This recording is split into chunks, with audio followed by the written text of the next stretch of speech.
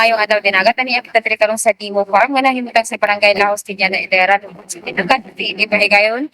Ang panagtapok sa mga seasonal workers isip karong adlaw ang ilang last day or ilang ikalima ka adlaw sa training. Tungod sa paningkamot ni Provincial Governor Nelo P. Dimeri Jr. nga magpadayon kini nga programa alang sa mga dinagatnon, laing batch na usab sa mga seasonal worker aspirant ang malampusong nagtapos o nakahuman sa 5 ka adlaw nga pagbansay sa agriculture training ug skills training nga gipahigayon karong adlaw Pebrero 16, 2024 didto sa Dimo Farm, Barangay Justiniana Idera, lungsod sa Dinagat, sakop ning probinsya. Pinagi sa paggiya sa Office of the Provincial Agriculture Dinagat Island sa pagpanguna ni Provincial Agriculturist Rico Galinato, nahatagan og dugang kaalam ug natudloan sa sakto nga proseso sa pagpananom ang mga seasonal worker applicant aron mamahimong kwalipikado nga ma-deploy ug makapanarbaho isip farm worker sa South Korea. Agriculture, dami activities from land preparation, planting, then operation of machineries.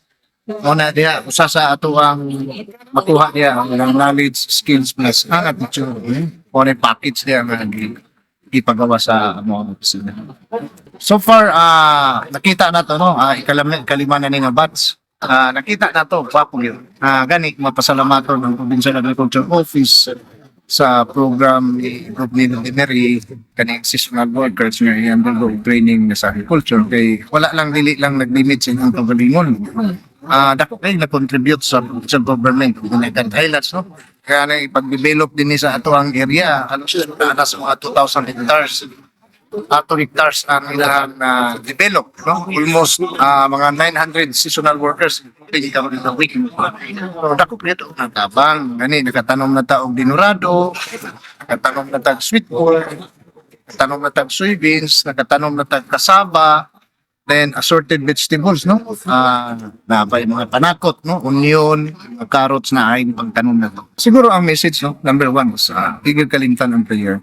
Magunsa man ang tanan i-ready na to atong kaugalingon, i-ready sa provincial government ang tabang, no? Wala po magkulang o pagnantaw ang gobyerno, no? Yang mo ginatanaw.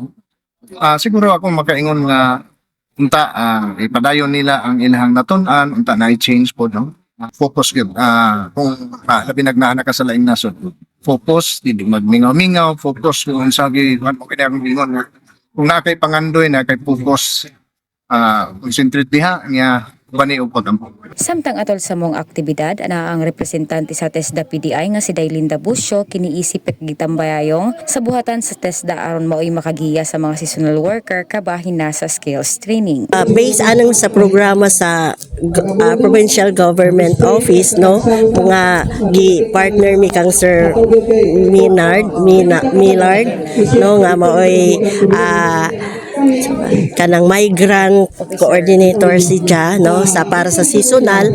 So first step namo kaning amo ang partnership nga kaning sa welding, pero naapatay daghan nga mosunod nga mga skills training kanang mga para ma-equip ni sila tanan dili lang sa welding kundi naapat ta kung sa under sa construction natay masonry, natay sa masonry, natay sa carpentry, natay sa electrical, EIM, naatay kung kuan sa wellness food, kung sa wellness naapod gihapon tay gitawag nato nga kanang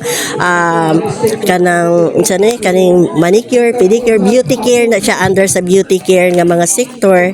And then ang pinaka naagita daghan is kaning sa agriculture.